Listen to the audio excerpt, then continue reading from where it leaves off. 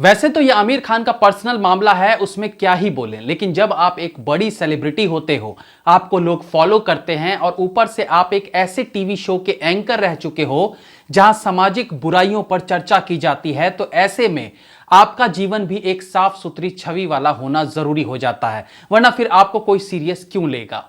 Film कयामत से कयामत तक के एक गाने में आमिर खान ने गाया था, मगर ये तो कोई न जाने कि मेरी मंजिल है कहां। तो इस वक्त आमिर खान की जिंदगी और उनके कर्म इन लाइंस से बहुत रिलेट करते हैं कि भाई शादी पे शादी किए जा रहे हैं, लेकिन पता किसी को नहीं कि ये शादियों का सिलसिला रुकेगा कहां। लेकिन हम कुछ क्यों बोले, ये तो उनकी पर्सनल लाइफ है। 15 साल पहली पत्नी रीना दत्ता के साथ गुजारे, दूसरे 15 साल दूसरी पत्नी किरण राव के साथ, और अब तीसरी की तैयारी। सत्यमेव जयते शो में केवल यही मुद्दा सामने नहीं लाए कि पूरी जिंदगी मर्द तो शादी करते रह जाते हैं, लेकिन फिर उनके द्वारा छोड़ी गई उन औरतों का क्या। लेकिन फिर हम क्यों कुछ बोले, ये तो उनकी पर्सनल लाइफ है। अब तीसरी बार जिनसे उनकी शादी के चर्चे हैं, वो नाम शॉकिंग कर देने वाला है, क्योंकि ये मोहतरमा ना केवल आमिर खान से करीब 30 साल छोटी हैं, बल्कि एक फिल्म में तो इन्होंने आमिर खान की बेटी का किरदार भी निभाया है। समझ तो गए होंगे आप, फातिमा सना शेख। भले ही आमिर खान के बच्चों के नाम आजाद और जुनैद हैं, लेकिन यहां आमिर खान के होने वाले ससुर होंगे विपिन शर्मा। कंफ्यूज मत होइए, यह फातिमा सना शेख के पिता का नाम है और बेटी का नाम रखा गया फातिमा। अब आमिर खान जो कि अपने काम में माहिर हैं, वो चाहे पर्दे पर हो या रियल लाइफ में, तो दो परफेक्ट 15-15 साल की शादियों के बाद अब वो तीसरे की तरफ बढ़ रहे हैं और उम्मीद करेंगे ये भी परफेक्ट 15 साल तक चलेंगे। लेकिन भैया हमको क्या लेना देना इससे, ये तो उनकी पर्सनल लाइफ है। आमिर खान अपनी ऑडियंस से भी बहुत प्यार करते हैं। आप सोच रहे होंगे कैसे, तो सोचते रहिए, मैं क्यों बताऊं।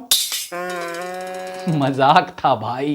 वो अपने ऑडियंस से इसलिए प्यार करते हैं क्योंकि शादी से पहले या जस्ट शादी के बाद वो पब्लिकली अपनी वाइफ से सबको मिलवा देते हैं। देखिए, जब रीना दत्ता उनकी गर्लफ्रेंड थी, तभी उन्होंने कयामत से कयामत तक फिल्म में उन्हें गाने में दिखाकर ऑडियंस को बताया कि ये उनकी पहली शिकार, मेरा मतलब पहली वाइफ होने वाली है। फिर उन्होंने अपनी दूसरी शादी की तो अगेन दूसरी वाइफ किरण राव को फिल्म दिल चाहता है में मिलवाया। अरे हाँ भैया, वही है किरण राव।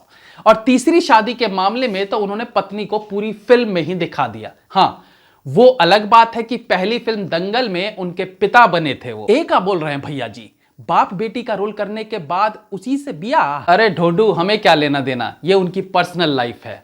अब आते हैं इस चर्चा पे कि क्या सच में ये हमारे लिए बहस का मुद्दा है कि आमिर खान तीसरी शादी करेंगे।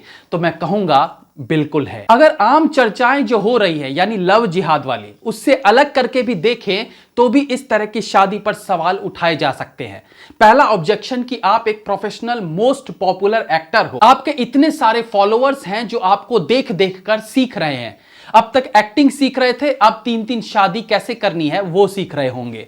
मैं जानता हूं कि हर इंसान की एक पर्सनल लाइफ होती है और उसे मन मुताबिक जीने की आजादी होनी चाहिए, लेकिन भैया और कितना मन मुताबिक जियोगे। शादी कर रहे हो, बच्चे पैदा कर रहे हो, फिर दूसरी पर लपक जाते हो। अरे भाई, अभी तक किसी ने कुछ यहां तक नहीं कहा, लेकिन अब 58 साल की एज में 30 साल की कन्या पर डोरे डालकर शादी के चक्कर में हो तो कुछ तो बोलेंगे ना कि पर्दे पर हीरोगिरी करो, महान बनो, सच्चे प्रेमी बनो, 7 जन्म तक साथ निभाने की कस्में खाओ, और रियल लाइफ में ठीक इसके विपरीत। और उसके बाद पता नहीं क्या पट्टियां पढ़ाते हैं अपनी बीवियों को ये कि वो भी आपके रंग में रंगने लगती है, उन्हें देश में डर लगने लगता है। बताओ, किरण राव को सारी जिंदगी देश में डर लग रहा था और असलियत में उसे वो डर आ गया जिससे वो कहती थी कि देश में डर लग रहा है। क्या पता किरण ने कहा हो कि मुझे घर में डर लगता है और आमिर खान ने बोल दिया देश में डर लगता है। क्या पता, हो भी सकता है।